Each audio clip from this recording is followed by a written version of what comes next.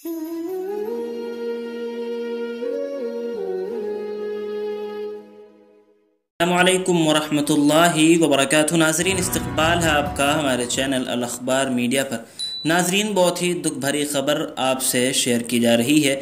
हज़ारों दिलों की धड़कन, उलमा का मंबा व मरजा, मुर्शिदुल उम्मत हज़रत मौलाना सैयद मोहम्मद राबे हसनी नदवी साहब दामत बरकातुहुम की अचानक तबीयत ख़राब हुई। सीने में जकड़न की वजह से सांस लेने में दुश्वारी हो रही है, इसलिए फ़ौरन रायबरेली से लखनऊ ले जाया गया है।